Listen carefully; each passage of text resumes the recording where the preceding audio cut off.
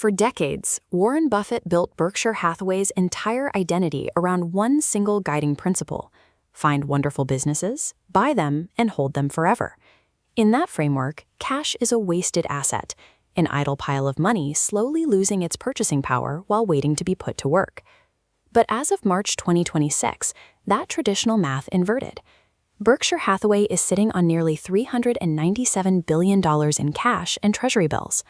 For the first time in the company's history, they have more money parked in risk-free government yields than they have invested in the entire publicly traded stock market. This mountain of capital was built deliberately, one sale at a time. Over 14 consecutive quarters, Buffett has systematically unloaded roughly $195 billion more in stock than he purchased, slashing his Apple position by roughly 75% and cutting his holding in Bank of America by half. When the world's most famously patient billionaire heads for the exits, the natural reaction is panic.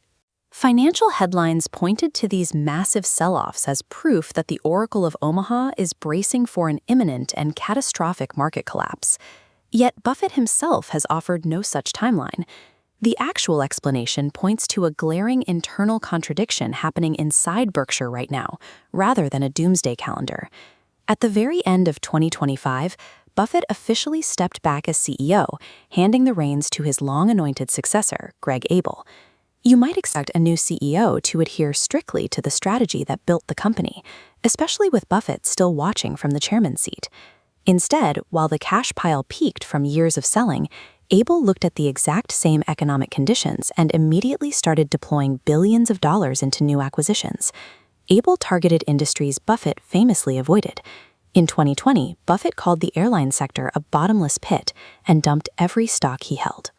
4 years later, Abel authorized a $2.65 billion stake in Delta Airlines without even consulting him. We are left with two wildly opposing playbooks operating under the exact same roof. The architect of Berkshire is hoarding cash and refusing to touch the market, while his hand-picked successor is attacking it with massive capital. To understand Buffett's retreat, we have to look at his assessment of modern investor behavior. He recently described the stock market as a church with a casino attached, noting that millions of people are trading heavily in one-day options. He classifies this activity as pure gambling rather than investing. This gauge represents what financial professionals call the Buffett indicator. It takes the total value of the United States stock market and divides it by the total size of the United States economy. Historically, a reading right around 100% means the market is priced fairly compared to the actual economic output supporting it. As of recent calculations, the indicator sits somewhere between 176% and 227%. That blows straight past the absolute peak of the 2000 dot-com bubble, which only registered around 140% to 160%.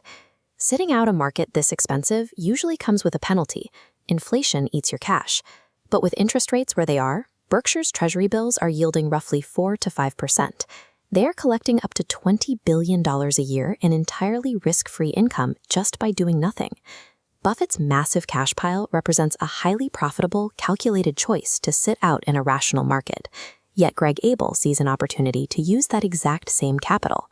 Shortly after taking over, he tripled Berkshire's stake in Alphabet, the parent company of Google, pushing it to roughly $17 billion. Then, in June 2026, Abel committed an additional $10 billion directly to Alphabet as an anchor investor for their massive AI infrastructure fundraise. Look at how this deal was actually structured. That $10 billion did not go into the open public market. It was a private, negotiated discount.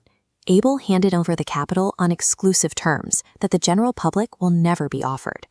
This strategy mirrors Buffett's legendary moves during the 2008 financial crisis, where he injected cash into struggling banks in exchange for high-yielding preferred stock.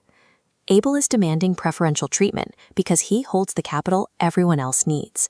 Abel uses Berkshire's cash pile to act as the house, avoiding the overvalued public casino entirely. This creates a dangerous trap for the everyday investor. When we try to mimic the aggression of billionaires, we do it without their leverage. We pay the full inflated market price on the worst possible terms. Furthermore, we are always late.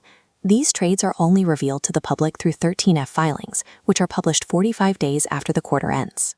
By the time you read about a Berkshire move, the market has already reacted, and the actual opportunity has passed. Beyond the difficulty of timing individual trades, a more pervasive risk sits quietly inside the broad index funds powering most retirement accounts. This pie chart of a standard S&P 500 index fund reveals the problem. While these funds appear diversified, they have become hyper-concentrated bets on a handful of massive tech stocks, the exact same assets Buffett is currently dumping. The loudest warning from Berkshire is their structural pivot to patience. It signals that when the smartest money alive decides the market is a casino, your best move is to stop playing the slots.